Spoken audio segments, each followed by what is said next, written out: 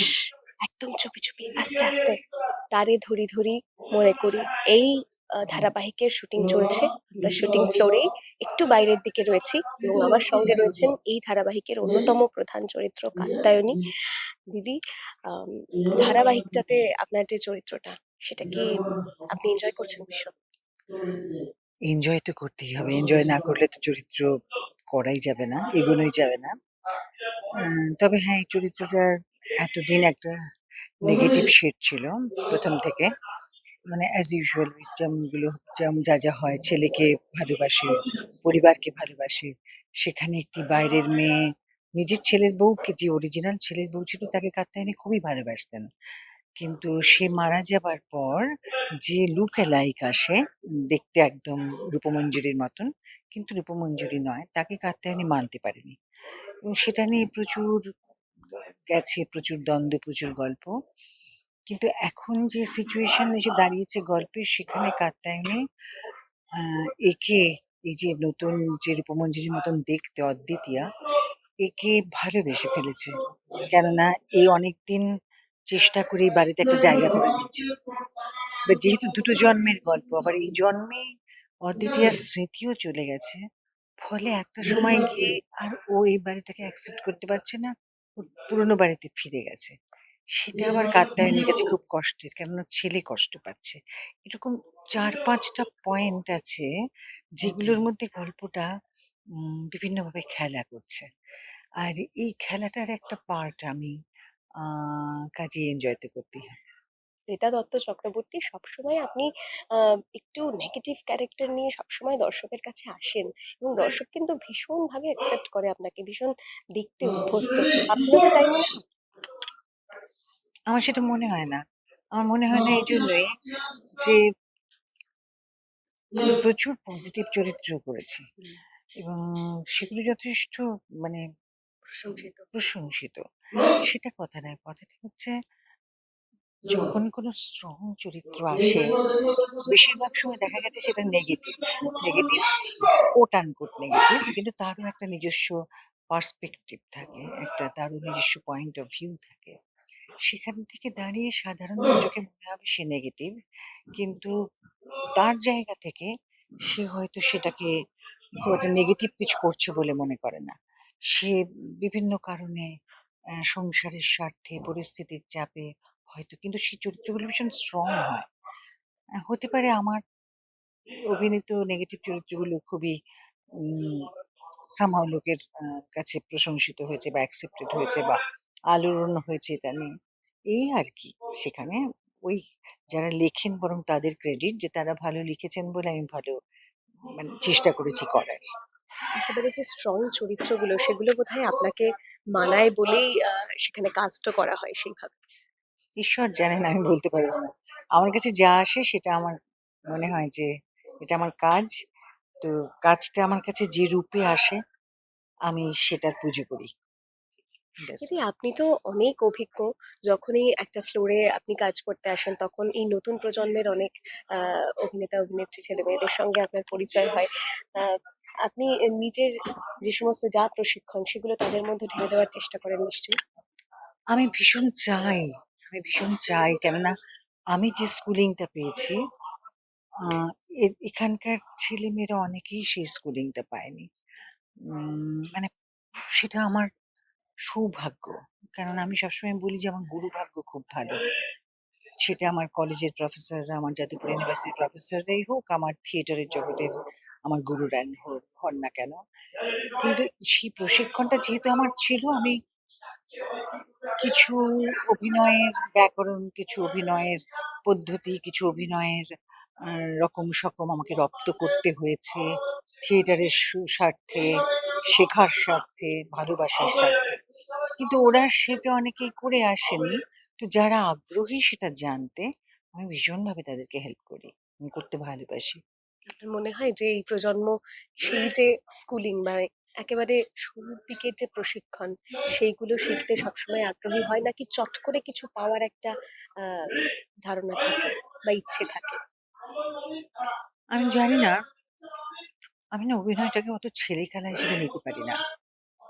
কারণ কোনো প্ল্যান নেই, হঠাৎ হুট করে আমি চলে এলাম, এটা হতেই পারে যে একটা মানুষের কাছে হঠাৎ একটা প্রপোজাল এলো। আমাদের কি ছিল, আমরা মনে হতো কখনো কারোর সামনে মুখ খুলবো না যতদিন না শিখছি। হুম? আচ্ছা, যদি আমি একটা উচ্চারণ ভুল করি তাহলে লোকে আমি কি বলবো, মুখ দেখাবো কি করে? কেননা প্রচুর শিক্ষিত অভিনেতাও তো আছেন, তারা তো বুঝতে পারবেন। কিন্তু যাদের কাছে এটা আকস্মিকভাবে এই প্রপোজাল গুলো আসে, এই প্রপোজালটাকে অ্যাকসেপ্ট করার সাথে সাথে আমি মনে করি তাদের আগ্রহ এবং থাকা উচিত, এবং শেখারও একটা উম, কোনো পথ খুঁজে নেওয়া উচিত, যে আমি যখন করছি এটা, আমি এটা ভালো করে শিখে নিই। কেননা আমাকে যদি কেউ নাচতে বলে, আমি নাচে ততখানি দক্ষ নই। আর মেগা সিরিয়ালে নাচ মানে এক্ষুনি সিনেরও এক্ষুনি নাচতে হবে, তার মানে আমাকে ততটাই দক্ষ হতে হবে। আমি নাচে অতটা দক্ষ নই। সুতরাং আমার কাছে যে জীবনে কখনো এরকম পার্ট এসছে যেটা একজন নৃত্যশিল্পী, আমি সেটা অ্যাকসেপ্ট করি। কেননা আমি জানি মেগা সিরিয়ালের ফরম্যাটে এইটাকে তুলে তারপরে নাচ আমার পক্ষে হয়তো সম্ভব হবে না। সময় লেগে যাবে। তো যারা অভিনয় মানে শিখতে চান বা শেখা উচিত বলে মনে করেন, তাদেরও এই ব্যাপারে একটু এগিয়ে থাকলে ভালো হয়। হয়তো ঝট করে হাতে পেয়ে যান অনেকে, অনেক পয়সাও হয়ে যায় তাদের, তাতে আমার কোনো অসুবিধা নেই। কিন্তু আমার মনে হয় সেই সঙ্গে তারা যদি একটু শিখে নেন, এটা তো একটা, মানে যদি ফুটবল খেলা লোকে বছরের পর বছর প্র্যাকটিস করতে পারে, যদি ক্রিকেট খেলা বছরের পর বছর প্র্যাকটিস করতে পারে, যদি নাচ গান পড়াশুনো বছরের পর বছর ধরে শিখতে হয়, তাহলে এই বিদ্যেটা আরো অনেক গভীর। এটাও শিখতে একটু সময় লাগে। সেই শেখাটা শিখে করলে, অনেকেই আছেন খুবই ভালো, কিছু না শিখেও হয়তো ভালো, কিন্তু শুদ্ধতার জন্য, অভিনয়ের গভীরতার জন্য শিখে নিলে তার পক্ষে আরো ভালো হয়। খুব মানে ভালো একটা লেসন দিলেন আপনি একেবারে নতুন প্রজন্মের যারা অভিনেতা অভিনেত্রী তাদের জন্য। Thank you. কিন্তু এটাই আমি বিশ্বাস করি, এবং আমি বিশ্বাস করি কিন্তু নিজের এক্সপিরিয়েন্স দিয়ে, আমার নিজের জীবন দিয়ে। কেননা আমি সংস্কৃত সাহিত্যে এমএ পড়েছি মানে আমি সব অভিনয়ের জানি তা নয়। আমার হয়তো উচ্চারণটা শুদ্ধ আছে, কিন্তু আমাকে আরো যদি বেশি কিছু শিখতে হয়, জানতে হয়, থিয়েটারের আমি কি করে লাইট নেব, আর ছবিতে আমি কি করে লাইট নেব, বা সিরিয়ালে কি করে লাইট নেব, এগুলো যদি আমি না শিখি, ওটা তো আর সংস্কৃত নাটকে বা কাব্যে লেখা ছিল না। সেইগুলোকে সব কাজের মাধ্যমেই এই টেকনিক্যাল ব্যাপারগুলো শেখা যায়। কাজের মাধ্যমেও শেখা যায়, কাজের আগেও সেরকম প্রশিক্ষকের হাতে পড়লে সেখানেও শেখা যায়। কাজের মাধ্যমে শিখতে গেলে ৫টা কথা শুনতে হয় অনেক সময়, যে সবারই তো মেগা সিরিয়ালে অসম্ভব কম সময়। সেখানে সবাই যদি তাড়াতাড়ি করে নিজের কাজটা না দিতে পারে, কো আর্টিস্ট, ডিরেক্টর সবাই বিরক্ত হতে বাধ্য। কেননা মানে সারাদিনে যে পরিমাণ কাজ দিতে হয়, সেটা তুলতে গেলে যদি কোয়ালিটির সাথে তোলা যায়, যে সময়টা লাগবে, সেখানে সবাই রেডি থাকলে অনেক সুবিধে হয়। কিন্তু রেডি না থাকলে একজনকে বারবার টিচ করে করে করাতে গেলে অনেকটা সময় লেগে যায়। আপনিও এই ধরনের এক্সপিরিয়েন্সের শিকার বারবার হয়েছেন নিশ্চয়ই এরকম। জীবনে হ্যাঁ। আমার ক্ষেত্রে সেটা হয়নি কেন, ওই যে আমি বললাম, না, আমি আমি আপনার কথা বলছি না, মানে আপনিও বিরক্ত হয়েছেন এরকম অনেক না সময় আমি হয়েছে। বিরক্ত হইনি, কিন্তু আমি কখনোই বিরক্ত হইনি। আমি বরং তার যদি সেই অ্যাটিটিউড থাকে, আমি তাহলে তাকে শেখানোর বা তাকে সহজ করে দিয়ে সেই জায়গাটাকে সলভ করার চেষ্টা করেছি। আর যদি দেখি যে সে আগ্রহী নয়, তাহলে আমি চুপ করে থেকেছি। বা যদি দেখি যে সেই সেই কাজটা আরেকজন কেউ পালন করছেন, ডিরেক্টর বা কেউ, তাহলে ঠিক আছে, কোনো অসুবিধা নেই। কিন্তু আবার অনেক সময় ডিরেক্টর বলেন যে, "দিদি একটু বলে দাও তোকে কি, কি করবে?" সেরকমও হয়। সেটাও তাহলে তো খুবই ভালো। কিন্তু ওই বোঝানোটা নয়। একটা শটে একটা জায়গায় বোঝাচ্ছি, আরেকটা সেটা নয়। তাতে সে শিখবে হয়তো অনেক বছর ধরে। কিন্তু সে যদি বেসিক্যালি একটা শব্দ ধরো, একটা শব্দের প্রকৃত মানেটা যদি কেউ না জানে, আজকালকার ছেলেমেয়েরা অনেকেই কোনো কঠিন শব্দ, শুদ্ধ শব্দের মানেটা জানে না। তার কারণ নানান রকম। আমাদের সমাজ থেকে বই পড়া উঠে গেছে, সাহিত্য পড়া উঠে গেছে। একটা মোবাইল আমাদের জীবনটাকে একদম শেষ করে দিয়েছে। মানে কি বলবো, তার মধ্যে গত বেশ বেশ কিছু বছর ধরে অশিক্ষাজনিত আহ, মানে কি বলা উচিত, মানে এতটাই অশিক্ষাকে প্রশ্রয় দেওয়া হয়েছে, কিছু না জেনেও এত ভালো ভালো রেজাল্ট করে ফেলেছে ছেলেমেয়েরা যে ওরা ভেবেছে আমরা সত্যি এটা জানি। কিন্তু সাহিত্য না পড়লে, আহ, যথেষ্ট আহ, আগ্রহ কৌতূহল না থাকলে, এই শব্দগুলোর মানে না জানলে তার ভাবও জানতে পারবে না। আর ভাব না জানতে পারলে সেই ভাবটা সে প্রকাশ করবে কি করে?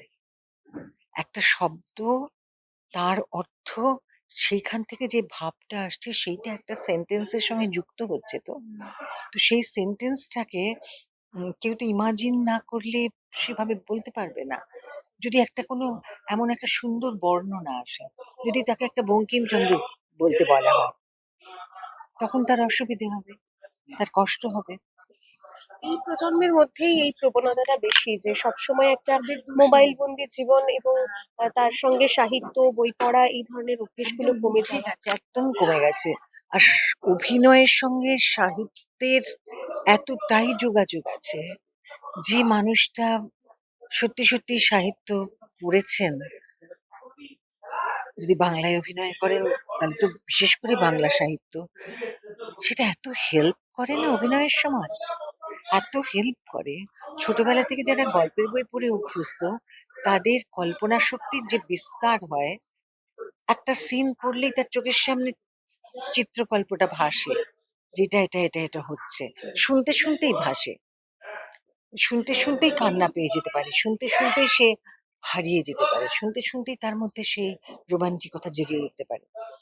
কিন্তু সেইটার অর্থ এবং ভাবের মধ্যে যদি সে কমপ্লিকেশনের মধ্যে যদি সে হারিয়ে যায়, তখন সে ভাববে কখন, কল্পনা করবে কি কখন? দরকার দিদি এই প্রজন্মের জন্য তাদেরকে আবার এই সাহিত্যমুখী করা, আমার বইমুখী আমার করা? ভীষণ মনে হয় যে অভিনয় করতে আসলে বাকি যে যে স্ট্রিম তাদের বিশেষজ্ঞরা বলবেন, তবে হ্যাঁ, যে কোনো মানুষের জন্যই বই পড়াটা ভীষণ জরুরি।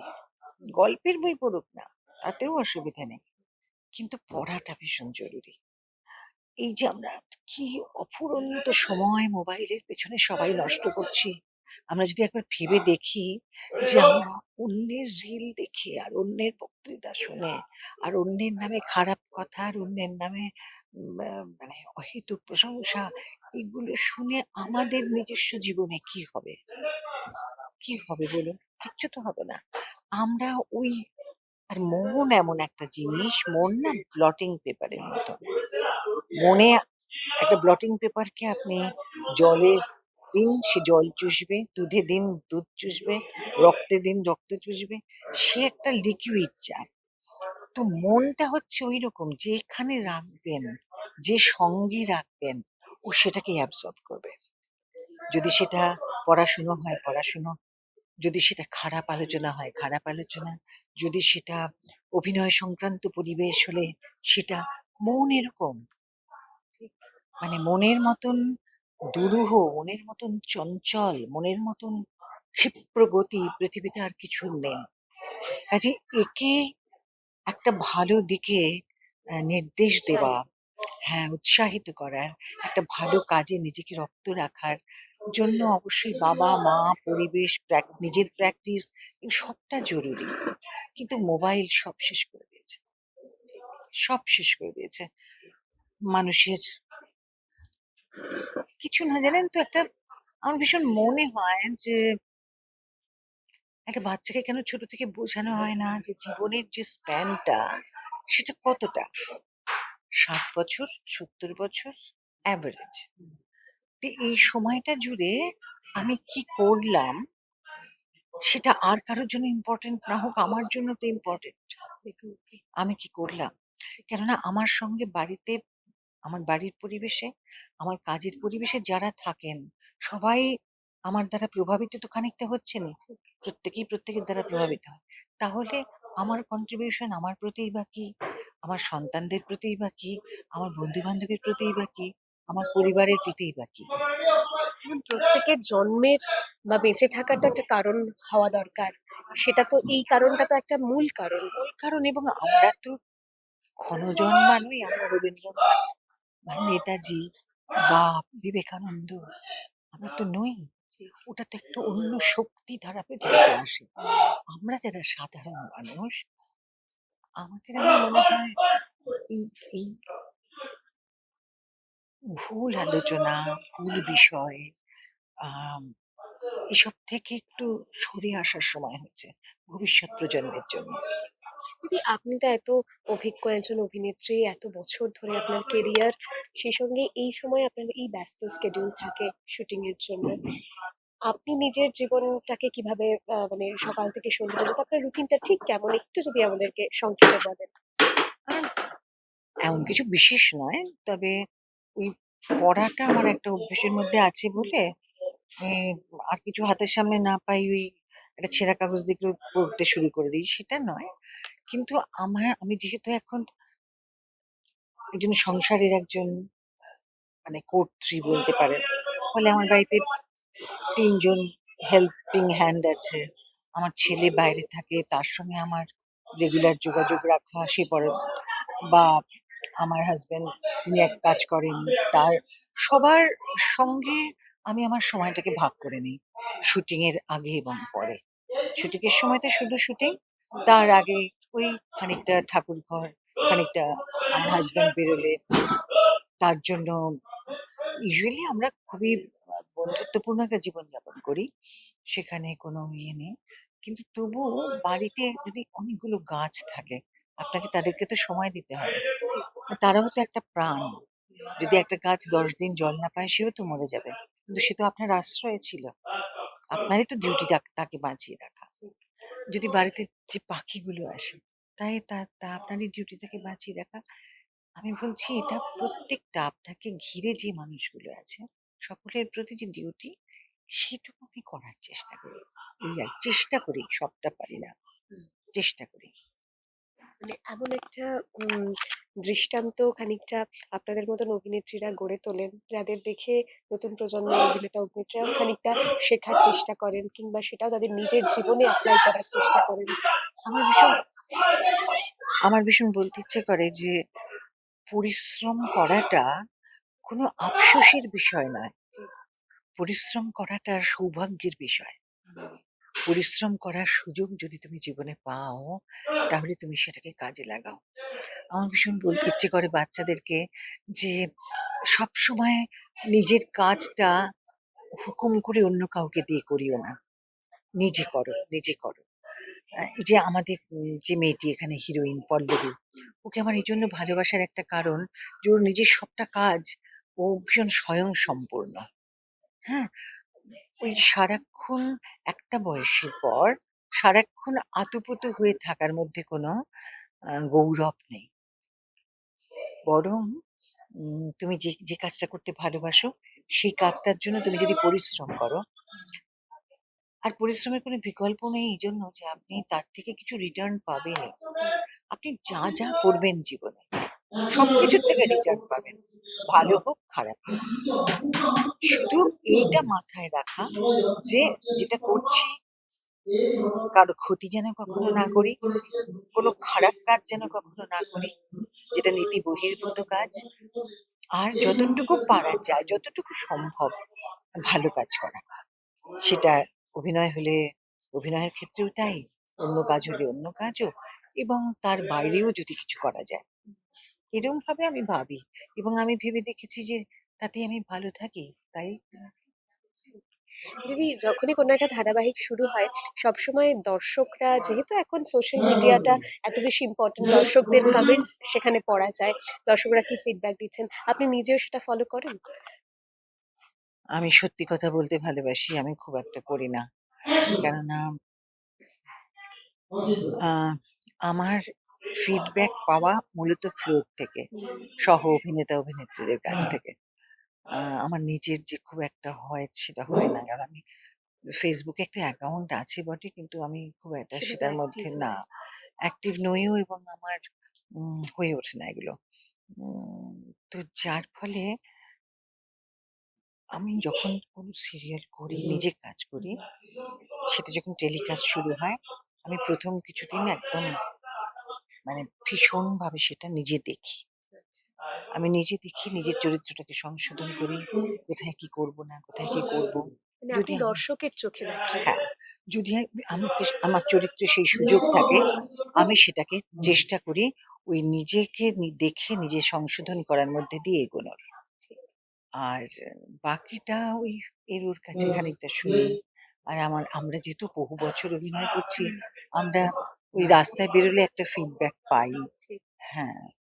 তো এই ধারাবাহিকটা তো আপনি বললেন যে আপনার চরিত্রটা নিয়ে কতটা এই ধারাবাহিকটা নিয়ে আশাবাদী এবং দর্শকদেরকে কি বলবেন আমি শেষ করব।